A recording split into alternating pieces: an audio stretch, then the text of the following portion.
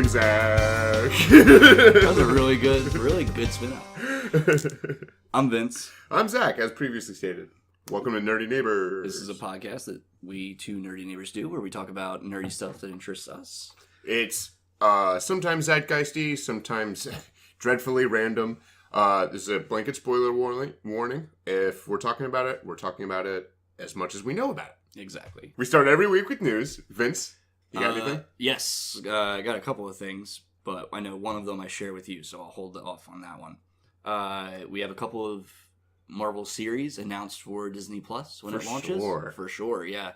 So we have a show featuring Wanda, Scarlet Witch, and the Vision. Yeah. Called WandaVision. Yeah. Into it? Sure. Yeah. We have another show with Winter Soldier and the Falcon. Also called? Right. Falcon and Winter Soldier, I believe, in that order. Well, it'll probably end up being Captain America, because that show's not going to release until after Endgame. Yeah. Falcon, unless it's like their buddy cop adventures. I would dig that. Still, I would really so dig that. Into it. Yeah. Okay. That's the one I'm excited for. Yeah. Well, I'm excited for this next one. A Hawkeye series where he's passing on the torch. Kate Bishop. Kate Hudson. Hell yeah. How to lose a bow and arrow in 10 days. Oh boy. And then finally we got the Loki series. So those are, I believe they're set to launch with Disney Plus, which is $6.99 a month. $7. Yeah, so that's not that bad. Yeah, not bad at all. I'll end up getting it. $70 a year or whatever. But they also announced that the What If series that Marvel's doing, that Disney's doing, it's going to be animated, and the first one that we're going to get, I believe, is if Peggy Carter got the super soldier serum instead of Steve Rogers. Oh, cool. And Steve Rogers gets a suit built by Howard Stark. Cool. Yeah, dude. Let's do it! I'm super stoked for it. So that's the one you're most excited for? No, I'm most excited for the Hawkeye Kate Bishop one. Yeah. Yeah, I really liked My Life as a Weapon, the Matt Fraction run. Yeah, it was really good. Yeah. It was... I think that if art, right? Yeah, I think so. Yeah. Really good. I honestly think that if Hawkeye wasn't surrounded by literal gods, his character could be developed a whole lot more. Yeah, he's my favorite Avenger. My fiance says when I say his name, it sounds like I'm saying hot guy. Hawkeye. I sound like I'm saying Hawkeye, right? Yeah. Thank you. Yeah. You just blinked at me. Yeah. Okay. So my news was... I have a couple of things. Yeah. But one of my pieces of news was all this kind of... the rumor mill going around about... that's right, fans, friends, neighbors... Rey's parentage. Oh, yeah. JJ might readdress this issue. Right. Well, so Star Wars Celebration was this weekend. Yes. So we got inundated with we keep using that word. That's, well, it's happening though. You're not wrong. It's apt. Yes, you're correct. We're being showered in Star Wars news. So yeah, Rey's parentage might be coming into play. Do you think she's a Palpatine? Oh my goodness. That'd be great. I'd be so down with it. Yeah. No idea. Yeah. Ugh. See, now, all right.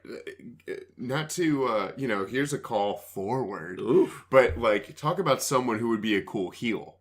Yeah. Rey. Yeah. That would be dope AF. Well, fans have been speculating on that because, ever since Last Jedi came out, because it showed Rey and Kylo in the last, in The Force Awakens, Rey, obvious good guy, Kylo, obvious bad guy, and then in the Last Jedi, it came a lot closer to being gray, and then fans are speculating on the full swap. That I would dig. Yeah, I would do. Yeah, the Rise of Skywalker is a ominous title. Yes, yeah, it definitely puts especially a lot for what is supposed to be the end of the Skywalker saga. Yeah.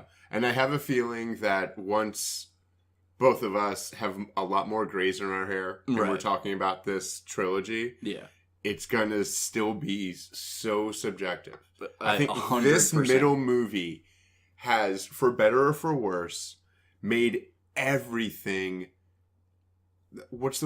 I don't know. Everything's malliable. Yeah. There are no solid answers. Exactly. You can think the way you think, and I can't refute it, but I still feel the way I feel about it. Absolutely. Perfect. Yeah, it's absolute hair pulling, and I don't know if that. I can't tell you where that lands for me on the spectrum of delight versus frustration. Yeah. Well, I mean, it depends on who you're talking about it with, honestly. Because if we're both on board, then it's like, oh yeah, that's great. Well, no, part of me loves things that are like, well, hey man, it's open to interpretation. It's the eye of the beholder. Like, you know, what are you going to do? But like another part of me is like, well, no, I'd like to know that her parents are Palpatine and... Yeah. It'd be dope. Like Palpatine so cool. And... she's half Palpatine, half Kenobi. Rita Repulsive. Oh, that'd be great. It's also Rita Repulsa. Pardon me. So, yeah. She didn't spend eternity in that dumpster in space just to have you not remember her name correctly. Finally, I'm free! Oh, that was really good. Thank you. Really good. So, in addition to the Star Wars 9 trailer, they also released the Fallen Order trailer. You sandbagging son of a bitch. That's my other... Yeah. Hell yeah. Did you see it? Heck yeah, bro. I really want to play this game. Yeah, so do I, because it's made by the people who made Titanfall, and that's wonderful. Well, like, I love that in most of the trailer he doesn't have a lightsaber. Yeah, I like the idea that, like... you can exist without...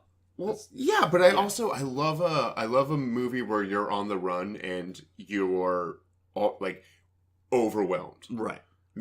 Not to be a hack, but the thing I really like about Empire is that with Han and crew, they barely get away from Vader. Exactly. And then the Falcon is falling apart. Outclassed. Yeah. No, I mean, Vader walks into the room and the Falcon flies out. Right. And then... but there's no way they could stay in And then inevitably, 3 Star Destroyers and Han's like, watch this! And, like, you know, that's a great place. Like, you know, I will always... Sorry, listeners. I will always be the 6-year-old kid watching that and, like... And it's just impressed that he's... Yeah. Dancing around them. And, like, you know, all the while, like, in the ship, he's like, shit! That's a good trick. Yeah. Yeah. No, so... I love how much you drop those in when I talk about the good Star Wars movies. All the time. I know what your favorite movies are. But yeah, that's the last bit of news I got, is that the trailer dropped. Okay, so... The guy who played Bushmaster. Is that right? From Luke Cage? Is it Bushmaster? The second season of Luke Cage. Bush Viper? I think it's Bushmaster. Bushmaster. Rock me a wiki on that. Well, sure. He's, I think, playing the Bear in Blood guy, the voodoo guy, in the American Gods TV show, which is awesome. Ooh. But also, they've announced casting for the... this is kind of old news, but I'm surprised we haven't talked about it. Mm-hmm. They've announced casting for the Cowboy Bebop. The Netflix real-life Cowboy Bebop show. And he's playing that same guy. Yeah, he's playing Spike, right? Yeah, he's playing Spike. Yeah. And people are like... I don't want to go down this road too much, but people are bristling against that for racial reasons, which didn't dawn on me at all. Yeah. When I heard that, I was like, yes. Yeah, it fits. Yeah, it's just... I 100% want to see this guy. And I'm also looking forward to... Like, I'm into John Cho. I think he's a good actor. Yeah. I hope they Chris Pratt him. I hope they, you know, hey dude, we're controlling your diet and start getting ready to wake up at 4 a.m. and congratulations, you're getting ripped. Working out until like, I don't know, noon, and then maybe we'll feed you again. Depends on how many sit-ups you do. But I'm looking forward to that. Every piece of casting I hear about that, I'm like, yes. Yeah. Like, show me a weird, bombastic. Oh, we also got the Lion King trailer. Yes. Yeah. How do you feel about that? I'm holding my breath. The last couple I've been disappointed with. I thought Cinderella was rad. Okay. Because it was kind of interesting. Yeah. It did different things. Rad might be an exaggeration. Cinderella was like, oh, okay. Yeah. I would see why you would do this. Right. Because it wasn't just the intriguing cartoon. Yeah. Or satisfying. The one that... Beauty and the Beast, I didn't like that much. The only one I've watched... Or I've seen Cinderella and I've seen... The Jungle Book. Those are the only two that I've seen of these. Jungle Book was also cool. Yeah. I really liked. They had oh man, why can I not think of his name from Pulp Fiction? Shoves the watch up his butt.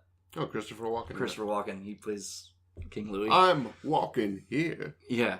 Did you see The Jungle Book? Yeah. Okay. Because when he just jumps out, he's like, Obi-Do! It's fantastic. It gets me every time. Well, Beauty and the Beast, I'm not going to go into it that much, but it was just the cartoon. Yeah. There were a couple of scenes added. The singing was all modified. There was nothing that was like, well, why am I here? Right. Why would I come to this? Yeah. I mean, they added some stuff, but it was like trimmings. It was nothing substantial. It was nothing that was really like, oh, what an innovative turn on this classic. Exactly. It was just flip the genre on its head. Yeah, here's this story with like some extra crap. Yeah. I mean, I dig it. Like, I dig the whole thing. I think that the animals look great. I wish they gave Scar a black mane. I've heard it said on the internet like 100 times already, but like, just, I know lions don't have black manes. Give them a black mane though, because that's awesome. And for me, it might be different strokes. Like, for me, part of me might actually prefer to just like, no, I'd rather just completely just separate. No, just do Lion King. That's fine. Okay. Just do the regular cartoon, but real life. That's fine. Yeah. With Lion King, I might like that more with, say, an Aladdin or a Beauty and the Beast, where it's like, oh, if we're going to do this, somehow, if it's with real people... Yeah, it needs to be done. I want to see something else. Right. I want to see something new. I've seen the cartoon. If you're just going to film the cartoon, boo. Yeah, exactly. So, for me... Cash grab. The Lion King thing is like, oh, jury's out until I see Aladdin. / Hear whatever Will Smith raps in it. No. / Seth Rogen and Billy Eichner. And Billy Eichner. Yeah, that's gonna be so good. No matter what, I'm gonna love that. I'm super stoked for it. And John Oliver, I believe, is Zazu. Yeah, he's Zazu. Yeah, they couldn't get Rowan Atkinson back. Bummer. All right, Zach, we are switching up the script a bit. We're changing the format, baby. Yeah. We spent a bit of time on Game of Thrones last week. So, and as you can tell by the title of this episode, we're going to be talking about Game of Thrones again. So, to split it up a bit, offer a bit of diversity, we're going to hit homework first. So, why don't you go first? You'll be briefer. Okay. So, for homework, I had Angel Season 5, Episode 8. I should have made you watch it twice. I should have told you, watch it a second time. Yeah, maybe, because I definitely didn't. This episode, something. It's definitely an episode from a TV show. It's just obviously one that I have no idea what's going on. The point of it, for me, was to show you... I wanted to... Because there's a lot of interpersonal stuff with Spike and Angel. Yeah. And it shows a lot of... That stuff I latched onto because... Yeah. That's what I wanted you to see. It's monster. The other crap that's going on when they're in charge of a thing. Yeah. There's a thing, and there's probably a bunch of that stuff. I'm sorry. No worries. It's not that important. That's fine. All right, so let's go through this. It starts off back in England, 1880. Drew brings Spike into a manor. Yeah. A non-bleached Spike. Yeah. Yeah, just turned into a vampire, I believe. Yeah. Okay. They're met by Angel, and the accent's back, baby. Oh, but he's doing better. He's sure, but the timeline doesn't add up. Nope. Which is annoying. Yeah. So there's a sentence in here that I'm assuming was like I want to know if it was on the nose when you watched it. Hit me with it, baby. I wonder what it would be like to share the slaughter of innocents with a man. Oh, absolutely. Okay. Absolutely. Because I was like, you don't have to feather the language if you're a vampire, because what's the worst that happens? I'm waggling my eyebrows. Yeah. So, like, I don't know why he's dancing around it. Just be like, hey, yeah, I want to do you. Like, and Drew. Yeah. Bam. I'm going to cut that and I'm going to save it. And I'm going to use that every time you have a terrible joke. Get ready, because I got another one locked and loaded for later. Oh, boy.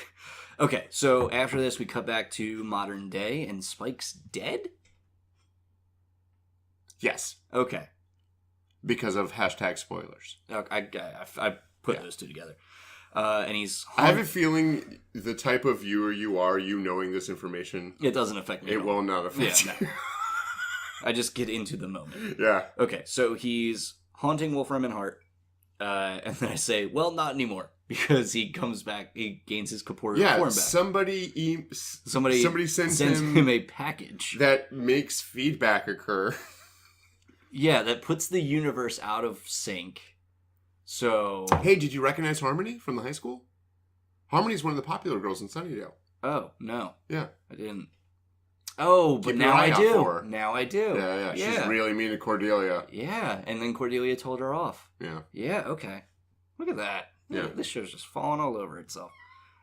Okay. I next have written that I'm glad Angel is more than a puppy now that he's away from Buffy. Yes. Which is good to see him be, like, that's the a thing. complete character. That's the thing that happened was I think Joss started going, there might be something cool about a vampire with a conscience. Yeah. Who is, like, constantly compelled to, like, Dark Knight. Right.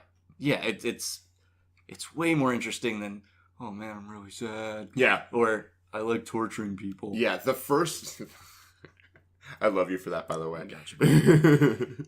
Okay, so after that I have Spike sacrificed himself to save the world? Yeah. And how can he haunt a place if he doesn't have a soul? Found out later on in the episode that that's no longer an issue. Yeah. By the way, I really want you to keep watching Buffy because the way he gets it back is so much cooler than Angel's. Okay. Do they talk about it in this? No. He doesn't rant and brag to Angel about it? Yeah, no, he does at the end. Yeah. Okay, so I next have written, what is this show? Yeah. Like what is it? So does it start off as like a procedural? No, the way Joss always put it was... I would very much like to see a werewolf. The way Joss always put it, and I actually agree with this assessment, is Buffy's a show about growing up. Angel's a show about being an adult. Oh. It's a bummer. Yeah. Yeah. And I mean, it's also sometimes a show about atonement. And I mean, it is at its core... I don't know. Ironically, the thing that holds Angel back as a show is the fact that Angel is, at his core, a brooding, unhappy guy. Because he's done so much terrible things. What's his job position? What do you mean? What does he do at Wolfram Hart? Right now, he's the CEO. He does everything. He oversees everything. But he can bullshit a lot of that. He's actually pretty good at that job. Okay. You'd be surprised. So... but it is an evil law firm, so a lot of shit they do is evil. Yeah, I'm going to skip over the modern day conflict of this episode because it's trite and boring. Great, let's focus on. Yeah, I just want to focus on the but I do want to talk to you about the fight scene. Stuff. Oh, 100%. Yeah, cool. That's world building.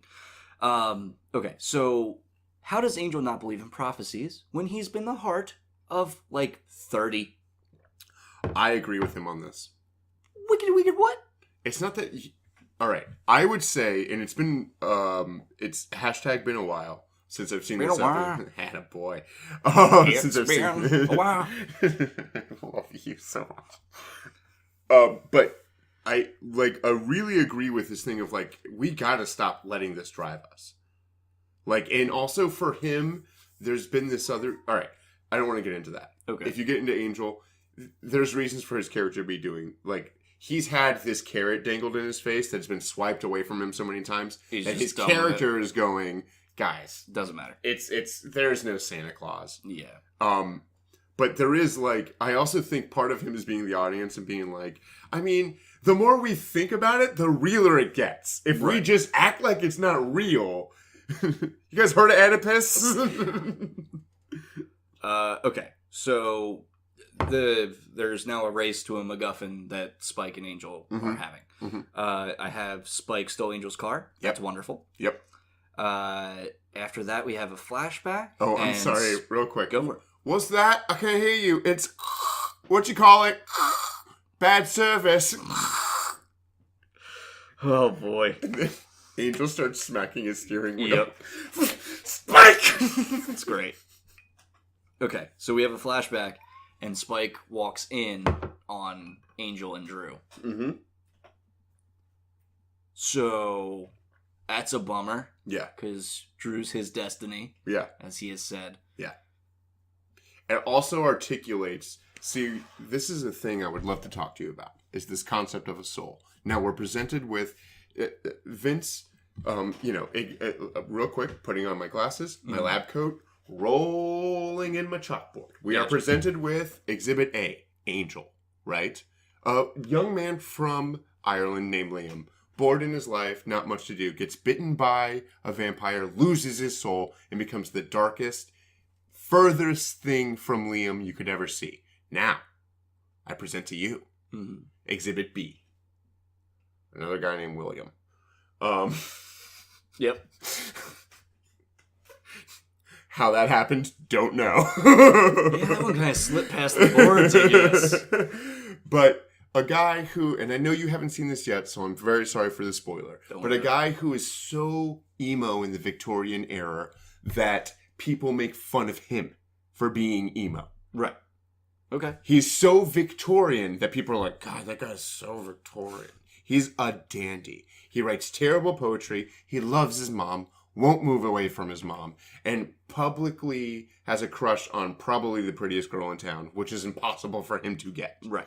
And constantly is making a fool of himself by reading his poetry, and it's so bloody awful. They call him William the Bloody. Yes. Now, this man gets bit,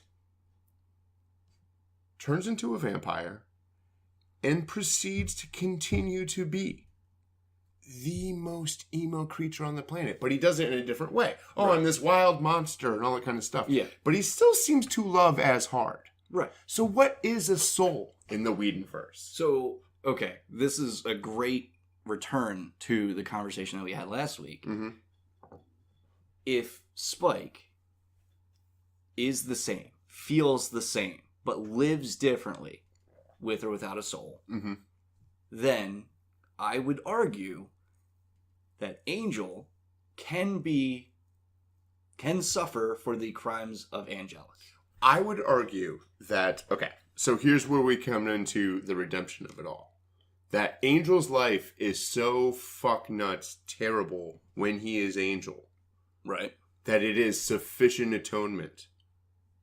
Whereas Spike's journey, no, they're on two different journeys. But what I do like to point out is the wonky nature of a soul in the show. Yeah. And I don't know if it's bad writing or if it's very, very much on purpose writing. Where it's like, no, a soul is kind of different for everyone. Right. For this guy, it was the thing that very much stops him. It's what held him back. Yeah. Yeah. Not so much held him back, right, but stops him from being completely maybe. depraved. Yes. It's the thing that fills him and stops him from being empty. And for this other guy, it's the thing that reminds him that killing people is bad. We're 25 minutes in and still in homework. We need to move on. Okay, fine. As much as I want to have this no, discussion. because you are underestimating how quickly I want to talk about the first episode in GOT. Okay. Right. Yeah. Okay. I think we could squeeze that out in 15. No, that's it. Okay. I'm done with that tangent because I want to talk about the fights. I agree with what you're saying, that an individual soul can be an individual itself. Well, I'm asking that question. I'm asking, like, and as you watch Buffy, I want you to... I agree with that. Struggle you want me to struggle with my I want you to think on about that. Is this good... Is it bad writing? Or is it like, no, this is actually a cool concept? Yeah. Like, there's not this one answer to it. Right. Okay. So, back into the episode. I'm just going to fast forward to both Spike and Angel are at the place where the MacGuffin is. And is Spike, like, way stronger than Angel now? I think... Because he took 4 punches to the face before... I think it's a battle-hardened thing. Like, retaliating. I think... I mean, this is a thing when you watch this show, if you ever do, Angel's going to struggle with for the next couple of episodes. Yeah, at the end of this episode, he was talking to other character, and he said he won. Then the other character's like, well, it doesn't matter because the MacGuffin, spoiler alert, turns out to not be anything. Mountain Dew. Yeah. Spike but says. Yeah, it's the concept that he couldn't beat Spike if he wanted to. Yeah. That's the issue, and I can sense that that's going to probably lead his character for a bit. Yeah. He, yeah, that was a big part of this episode. But the thing I wanted you to see in this episode was the thing that you held on to, was the flashbacks and this terrible big brother / dad / bully character. Yeah, okay. So here's why I think Spike is a more interesting character in general than Angel is. What do I have written down? It feels like Angel is trying very hard to be a tortured protagonist, while Spike is being a tortured protagonist. Bingo. That's exactly how it feels. He's trying so hard that I can't relate to him. Yeah. Yeah. Bingo. And the other, but it's also different strokes for different folks thing. Like, you and I are friends, so, and we have very similar tastes. Yeah. That's why we do this bloody show. But, I think personalities like you and me, and I mean a lot of people, but it is like I wouldn't go so far as to say a Vegeta Goku thing, but it is bit of a Vegeta Goku thing. Yeah, I could see that. Some people are like, what are you talking about? Goku's cool. Yeah. It's like, yeah, he's cool, but I like Vegeta a little bit more. Vegeta's just way more complicated. I really like the Drew sired me, but you made me a monster line. Mm-hmm. It really hit, and that was when Spike was dropping these truths. You just wanted somebody as depraved as you, and you couldn't have it. Crazy. And the thing when they introduced Spike in season 2, the thing that they say of he's killed 2 Slayers, in the logic of the show, that is a massive deal. Angel's never killed a Slayer, right? Because he was Hannibal Lecter or whatever. Right. That's not what Spike is. Yeah, Spike is Bison. Spike is Spike is he's in the streets. Spike is a guy who sees 20 people who want to kill him, and he's like, hell yes, this is a good night. Right. And Angel is the guy who's like, let's get out of here and find a really nice place to hang out and kill people in. Yeah. It's like Angel is Elton John, and Spike is just any punk band. The thing I was trying to say to you about Angel in the one episode, in the prior episode where I was like, well, lots of vampires did that. That whole Hannibal Lecter thing, that was very much in the vogue at that time for vampires. That makes sense. He was just he was the Brad Pitt of that. Mm-hmm. But lots of people were doing it. Not a lot of vampires who were a Slayer, where? Yeah, let's go get it. Yeah. Yeah, I get that. I mean, there's a whole episode in Buffy when Angelus is warning Spike that he's too wild and all that kind of stuff. He causes too much attention. He's going to get his women killed. Mm. And Spike's bring it on and blah, blah, blah. And, Angel says to him, one of these crowds is going to get you, or a Slayer will. And Vampire Spike goes, what's a Slayer? And it's a great moment, man. It gives me tingles. Okay.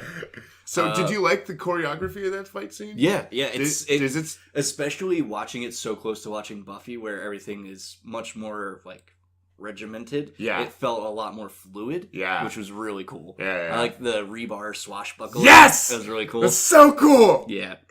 But yeah, that's pretty much the majority of what I have on it. I wanted to scream that fight is so cool, so I'm done too. Perfect. All right, let's talk about your homework.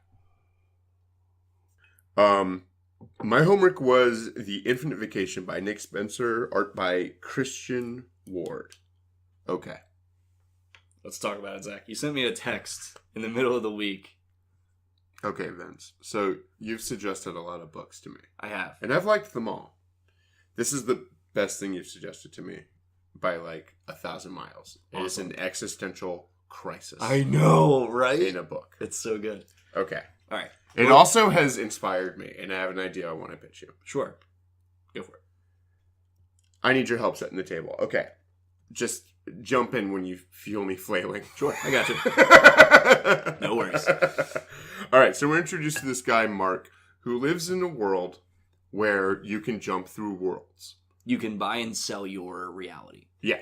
So, it's a string theory thing, but times a million and way more specified. The same way you and I use streaming music and television services, this guy can jump through realities. He can go into a reality where he's a surfer. He can go into a reality where he's a florist. He can go into a reality where he's a movie star. Where he talked to that cute girl in the coffee store. wait. Yeah. Because I'm setting the table. Yeah, no, I just want to get into it even gets that nitty gritty. And also, like, this guy is the Mark we're presented with is the most vanilla Mark possible. He's literally, like, you know, he's Mark Prime. Well, sure. No add-ons yet. Yeah. Is a redheaded gentleman with a goatee, dressed like Shaun from Shaun of the Dead. Yep. Including a name tag. This guy, he doesn't really know what he wants out of life, and he is kind of channel surfing through realities, almost out of just blind habit. The way, like, if anyone's ever been too sucked into a YouTube hole or just bored at work and on a Facebook thing, like, imagine if, like, you had just spent months doing that. Yeah, but also that was your life. But also, like, imagine if, like, that was typical. A lot of people do this the same way a lot of people go down YouTube holes. This guy isn't unique for this. This has become very much a way of life. Yeah, exactly. And again, just he's trying to figure it out. Nothing really makes him too happy or too sad.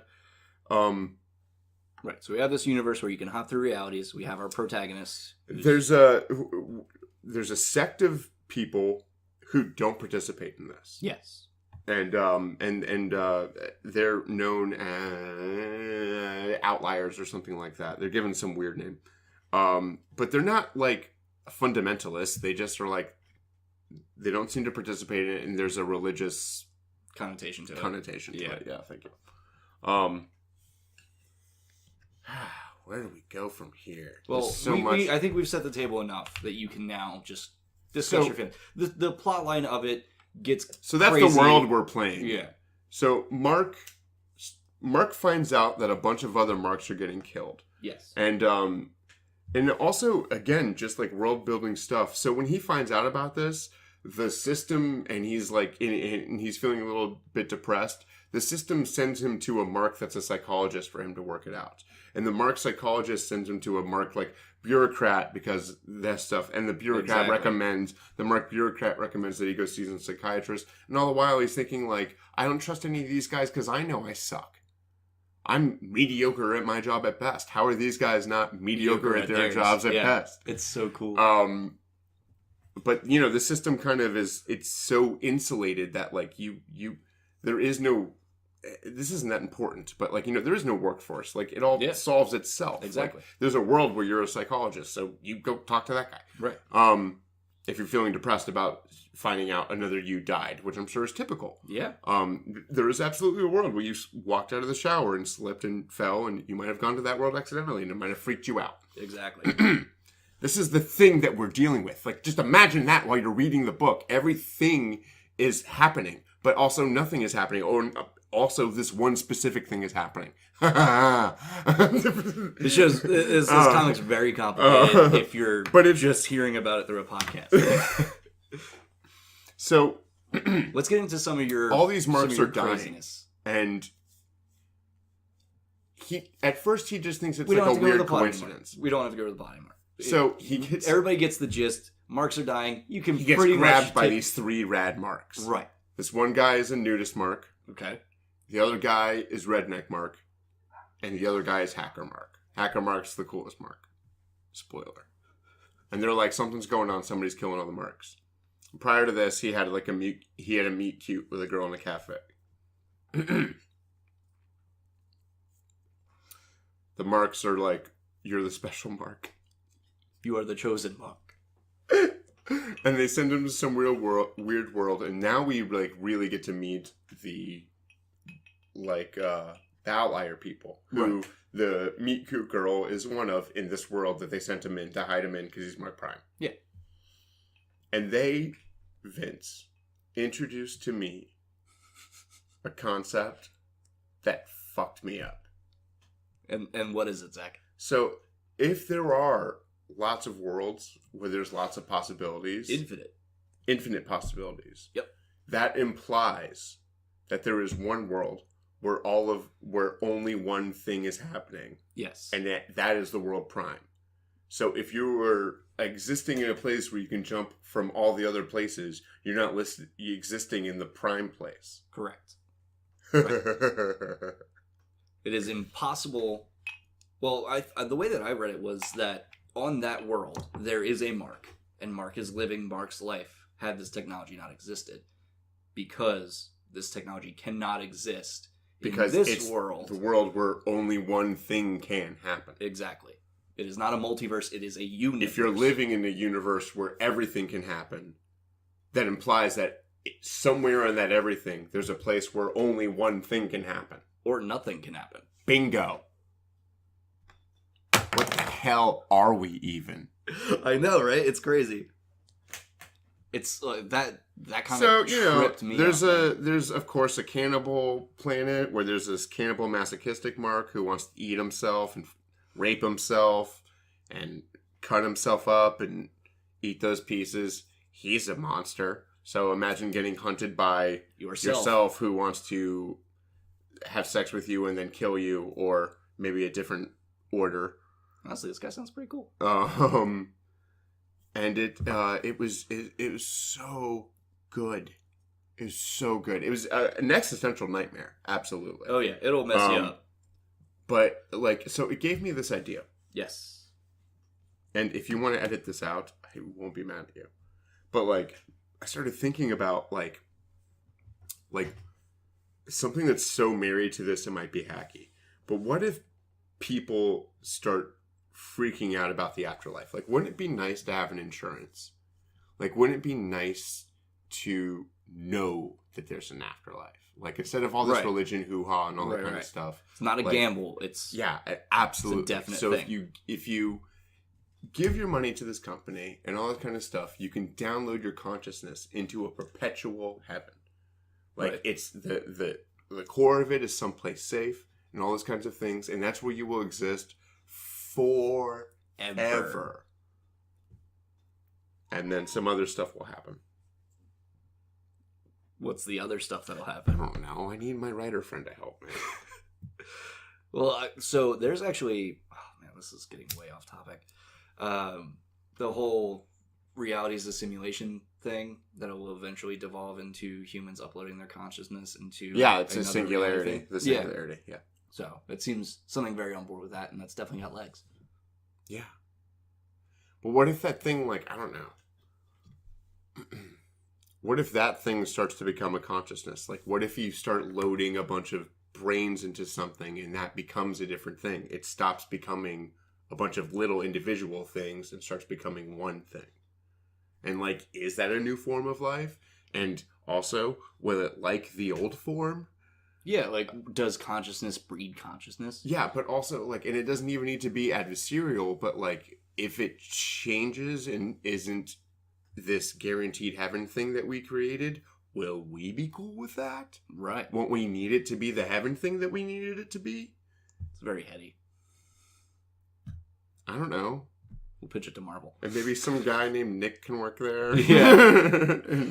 Nick. And he's dealing with some stuff. And there could be a chick in the mailroom who's been seeing this coming for a while. She's part of some underground doomsday cult. Yeah. But they actually know what the deal is. Right. She's hack the planet type of chick. I don't know. I dig it. It's got legs. I've put about as much thought into it as you're hearing now. Yeah. I'm not going to be able to spin this into gold in the 12 minutes it's taking me to comprehend everything. Well, here's why it made me think about it. And here's what's interesting about this book is the idea, and the idea that I buy into the most of making the concept of reality such a buyable and accessible thing that the walls of it don't matter anymore, so that we could play out so we can feed into our weird egos and feed into our weird... Is it even ego, Vince? No, is I think it it's just curiosity? That's what I think it is, because... Is it laziness? Because to me, you see the various worlds that Mark can go to, and you see the world where he's homeless, and you see the world where he's a CEO of a Fortune 500 company, he's the richest man alive. Right. And to me, I'm like, well, that's an obvious choice. Who in their right mind would dare want to be homeless? But then I'm thinking, the amount of stress and work that would have to come with being a Fortune 500 CEO, sometimes I would assume that Vince would have a different outlook on his life, to where maybe the freedom of being a homeless man is more beneficial to him. But that's I guess the thing I'm more trying to hone in on is, like, again, the thing that I buy the most is this idea that, like, yeah, if that technology was accessible, almost no one would question the morality of it, or even question the, like, psychological impact it could have in a society. Yeah, especially if it's gotten to the point where it has in the comic. Yeah. Oh, it's Pandora. Yeah. It's an awesome concept. It's honestly, set up. There's it's the not plot like of that book is one thing, but prototype the ideas technology that it makes you think about, I think, are the real it made me think of that stupid heaven idea that I just pitched. But Zach, I do believe that's it for homework. That was really, really good. Do you know what you want to assign me? I was actually just flipping through. Why don't you tell me what you... I want you to watch an episode of Comedy Bang Bang. Okay. Yeah. Gotcha. It's on Netflix. Yeah. I've seen other episodes. I'm sure you have, but this particular one, if you...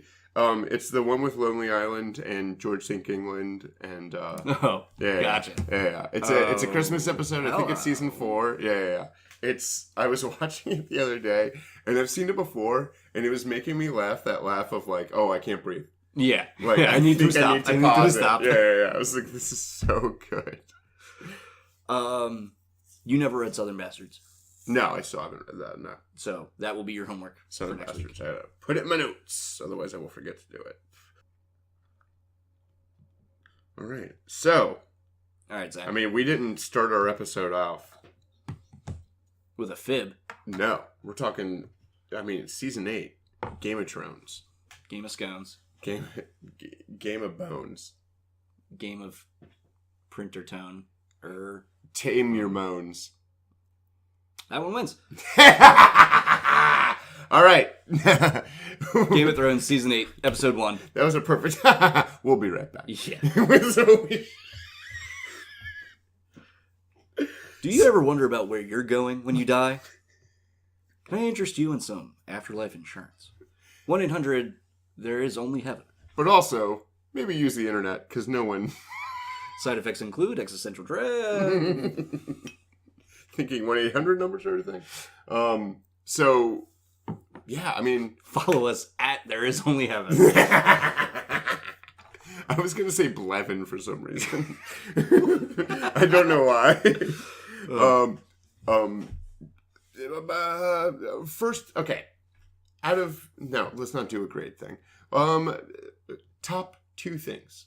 Oof. Your top 2 favorite things. Instead of diving into notes. Favorite things. Okay. I love every interaction Arya has. Yeah. Every one. Yeah. I love her and the Hound. I love her and Gendry. I love her and Jon. Are they flirting? They are totes flirting. Okay. And I think it's awesome because Arya has been said to be like a dead ringer for Lyanna. Yes. And then you have Gendry as I know. I was thinking that too. I was kind of shipping Gendry and Sansa, but now I'm thinking Sansa's a strong, independent woman. She don't need no man. Exactly. Yeah. And then after that, I really like the Pox joke. That one got me. That one got a chuckle out of me. Your guy. Which girl? It's so good. I like the other thing in that scene of like everyone's talking about it. Oh, the dragon. The dragons. Yeah. Like, I'm the only man you know who shot a dragon. Yeah. But if I had to go for my second favorite part of this episode, the interaction between Dany and Sam. Yeah. That crushed me. Didn't see it coming. Yeah, did not. But that feeds into my heel turn idea. Eye roll. It's gonna happen, dude. Okay. They also use a joke 2 times. Which, I didn't catch it. What does a dragon eat? Whatever they want. And then what is the other one? It's crap. What do I hold on to? Whatever you can. Oh, yeah, I guess. Yeah. Like, all right. Come on, Dany. So I really liked, my number one was like what made me cry, which was Arya and Jon. Yeah. And, so sweet. Yeah. And like all of the stuff that they say by just looking at each other's swords. Yeah. Like all those little moments. It was done masterfully. And I love that like Arya takes her stand. Like I don't love that everyone, I've been with Jon, so I know what he's gone through, but I'm like, man, everywhere Jon goes, people just give him shit. You ain't wrong. You ain't wrong. That dude does not catch a break. Woof. I just would be exhausted if I was him. And then my number 2 would be Ed running into Tormund. And his eyes are blue! My eyes are always blue! And then the shit gets so good. And I love that Ed's alive. I was really worried about Ed. Yeah. I was really worried about my sweet boy Dolores Ed. His name we couldn't remember, but like I swear to you, every time I look at him, I'm like, that's that guy at the crappy job. Yep. That is like, well, at least Ed's here. I can bullshit with that guy. So, a couple of things I want to touch on. Okay. Let me see here. Tyrion not being quite funny enough? I agree. Yeah, he's very sullen. I like the onion bit. I got excited when him and Arya talked. Did you hear me woo from my apartment? Potentially. Yeah. I was also watching it at the same time, so I may have just confused that with a raven. Oh, that reminds me. You know why Bran never cuts himself? Why, like, you know how he doesn't have a beard? You know how it's so smooth? Right. He does 3-eyed shaving. Oh, that's that joke. Yeah, there it is. And here we go. Yeah. Do. Bam. Thank you, Vince. Oh, my goodness. You're the worst. I really am. Okay. I can't help but bring it up. At the beginning of the episode, when that boy is watching Daenerys' army walk in, and they have the march theme playing. Yeah. I couldn't recognize where that was from. Ooh. Do you know where that's from? I don't. So it's not a complete rip. Okay. It's adjusted. That is the droid march from the Phantom Menace. No. Yep. All right, I'm gonna have to do a side-by-side on this one. Oof, I did it at work today. It was yeah. It's not, like I said, it's not 100%, but you definitely, it definitely progresses. It's super fun. Euron, I don't know if I like Euron or not. Oh, I like him. So, like, I like his character. I like that he has gumption and that he's arrogant and that if he wants something, he takes it because that's the way he was raised. But, man, he's, like, the worst. I don't know. Here's why I like him. I get what he's doing. And it's compelling. So, when I say I like him, number one. Like, I like him on screen. He's looking out for number one. I always think he's dumber than he is. Yeah, and he always... But it's buyable. Yeah. Where it's like, oh yeah, no, this makes sense. This is like, he's got next level survival instincts. Like, he very much knows how to manipulate people. Other time, like, he's so full of himself, it's easy to think like, oh, this guy's, like... They cheated at dice. Yeah. Or did I cheat? I liked that. Yeah, I liked really that good. So much. I liked his justification too. Like, they weren't good fighters. You won't miss them. Yeah, it's like, yeah, duh. He's so piratey. It's like he's a Game of Thrones pirate, and I'm in 100%. I like the first thing he does after they have sex is try to belittle the two lovers he knows she's had. Yeah, exactly. And like, but like also subtly and like also poor Cersei. Yeah. Okay, next thing I wanted to touch on. Bronn gets hired to kill Tyrion and Jaime. Yeah, that's not going to happen. I know. So I think it's going to be a callback to the first time they met in season 1, where it's like, hey, if anybody pays you to kill me, just know I'll beat it. Yeah. Like, it's so good. Yeah. I think that's not going to happen. Yeah, no, I 100% agree. Both of them? She's absolutely insane. Not. Yeah. He won't kill Tyrion. They're just buds. Yeah. Yeah. Okay. I have one more thing. I think he likes Jaime too. Yeah. Yeah. Well, he taught him how to sword fight. Yeah, I think he would loathe to admit it, but I think he even likes. Yeah. Well, that's the other thing. So Jaime makes his way to Winterfell. What part of being omniscient means that you have to just be vanilla? I think. Okay. Here's why. Okay. I think the second you add emotions to omniscience, we start to talk about like dark gods and demons and stuff. Omniscience kind of has to go hand in hand with this cold logic type quality if it's going to ring as omniscience on screen.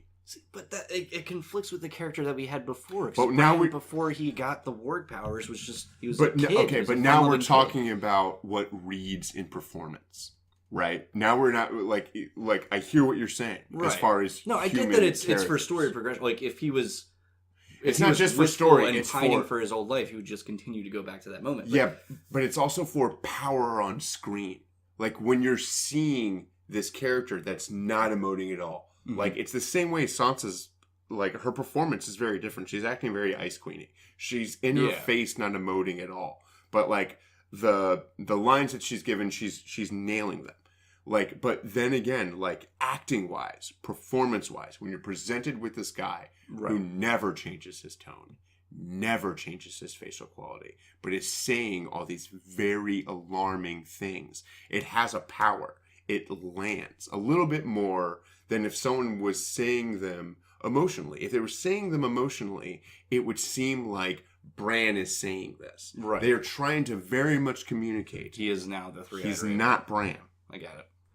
And still like, a bummer. But like it's a performance thing. If he was acting like Bran, it's like, that's the art of acting. I would like to see him hug his brother. Right. But that's not who he is. I know, and it's a bummer. I would like to see people let Jon be happy. Yeah, exactly. Give him a moment. Yeah. I also I'm not calling out. I'm not calling them out. I was very surprised that Sam was like, oh, my dad who made me walk around my house in a dress to try to make me more manly and then told me he'd kill me if I didn't go off to the walls dead. Yep. You bitch. Like, how was that his reaction? Like, just, I don't know, man. You always have that love. Like, that's always there. No matter how much you hate somebody, you always have that love. To the point that he's like, now I need to hurt her? What? I think the reason he ran out to Bran and wanted to run to Jon and say, hey... Yeah. She's not the queen. You're the king. Well, I mean, also, he loved his brother. And, okay, so we talked... I buy that he loved his brother, by the way. I'm in for that. Last week, you talked about the scene in Revenge of the Sith where Obi-Wan corpses and he can't keep a straight face, so he has to hide his face. Did you see her grin when she talked about killing his brother? No, but I should rewatch. I mean, I want to watch it. I meant to tonight, but I got too busy. There's a little lip curl. Heel turns coming. Okay. But honestly, that's the bulk of it. It wasn't very action heavy. It was very much a set-up-y episode, which makes sense. Yeah, typical. Yeah. That's where everyone's at. Exactly. Yeah. I don't know if next episode will have action in it either. I think it's supposed to be mid-season that the stuff happens. The first of the big incidents happen. I thought they were implying that some stuff was going to happen. Next episode? In the trailer, yeah. Potentially. In the next episode. Okay. Well, that was that. We promised everybody we're not going to do this every week. Yeah. This was the first episode of the last season. Exactly. If we touch on this again, I think it won't be until the end of the season. We always got our eyes on the time clock. We're making sure we're not making you listen to too much GOTs. It's like the last season of a decade-long thing. Yeah, so if you're not into it, sorry. Yeah. I had actually written down in my notes that before the episode starts, they do a recap. Don't do that. Yeah. You don't need to. If you do not come into a show 8 seasons in. Yeah. Unless you were given it for homework. Oh, a thing I kept stopping myself from doing because it kept showing up on my Instagram and it's just my social media was people just proudly proclaiming that they've never seen Game of Thrones. Yeah. And I just wanted to start making a list of things that I've arbitrarily never done. Yeah. For those people. You're not special. It's not even so much, I just don't, again, it's one of those things where it's like this seems the same to me as me saying, I've never played guitar. Right. Yeah. I don't. All you guitar players. Exactly. Take that. I don't know. I feel that a hefty majority of the people who do those posts about, I've never seen Game of Thrones, they're going to have essentially the same thing that happened with Breaking Bad. Where people were just like, oh, everybody's talking about Breaking Bad. I'm not going to watch it. Right. And then they'll come into it 2 years later and they'll be like, let's talk about Game of Thrones now. Just whatever. If you don't like a thing, you don't have to crap on people who do. Yeah, I didn't even take it much as crapping as much as it was just this just seems pointless.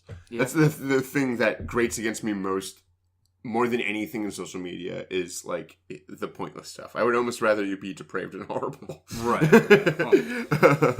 Almost, I said. Yeah. At least you know who to block. So, bingo. Yeah.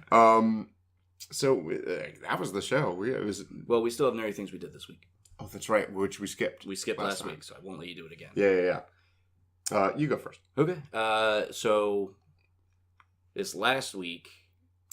Okay, so my D&D group killed my big villain for the arc that they're in. But they didn't kill it in a cool way. What was the big villain? So, my players have... They're originally from 500 years in the past. 300 years in the past, not 500. They got trapped in hell for 300 years after they did a very bad thing. This doesn't feel like the answer to the question. Well, we're getting there, man. We came into the future, blah, blah, blah. Everything's bad. They're going after one of the people who are making the world bad. Uh-huh. So that was who they went up against. It was essentially like this...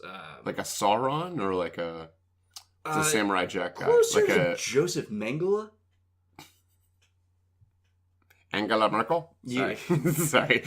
Oof. Yikes. But no, they killed my villain by throwing a glass bottle at his head. Ha! Didn't see that coming, did he? I can assure you he did not. How did that land? Just someone was rolling hot? It was a natural 20. Ooh. From a thief who had advantage, so we do double damage on dice if you roll nat 20. So I believe he did around 40 damage with a glass bottle. He's rolling natty dubs up in there. Just all day, all night. She's just crushing my villains. But beyond that, I have...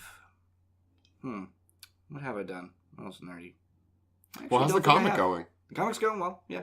You're working on it? You getting art back? What's going on? Yeah, we'll do a comic check. I have the first 5 pages. I talked about doing the word bubbles in them. I'm not going to do that until I get all the pages. So that'll probably... It probably won't be until, like, holiday time. Oh, okay. Yeah. But, Okay, so I will honorable mention... I started listening to Dried Up Brain. I didn't listen to it that much this week. But... past and maybe future guest of the show, Nate does a show with his mom called Dried Up Brain. I found it on Podcast Addict. It's gettable. It's not hard to find.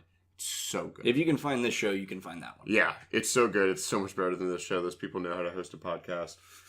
It's much better concept. Listen, we can talk about anything else. The rule is you just have to listen to this one first. Much better. Really, really good. Really. Not so much funny, but like, interesting. Interesting. Yeah, it's super interesting. One of my favorite things to do is put that on while I'm like playing video games, and eventually I'll get so sucked into their conversation, I'll just keep losing at my video game. So bloody concise. So even if you haven't read what they're talking about, like they let you in and they set the table very well. We could take some notes. We won't, but we could. We'll never change. What else have I been doing? Listening to a lot of comedy podcasts. A lot of old comedy Bang Bang.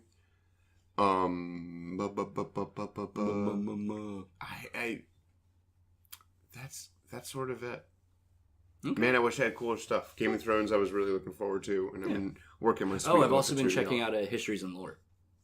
Oh, you like that? Yeah, on your recommendation. Cool, it's right? super cool. Yeah. Yeah, it's so much world building, and it's wonderful, and I love it. It's really good. It feeds all my weird opinions about things. It's like, no, you don't get it. The Dungeons and Dragons. Have you seen that one yet? Which one? The Dance of Dragons. I have not seen the Dance of Dragons. That one. Wait till you get to that. I'm still in season 2. Yeah, I think that's season 3. Yeah, you're almost there. Man, buddy, pal, friend o' mine. I think that's it. Okay, well, if that's the end of the episode, we have to end it the same way we do every episode. Yodeling. You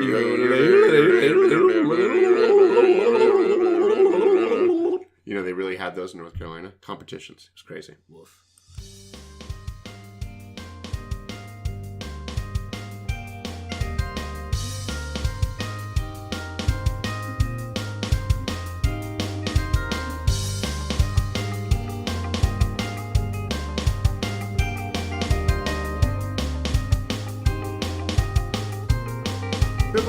Bam!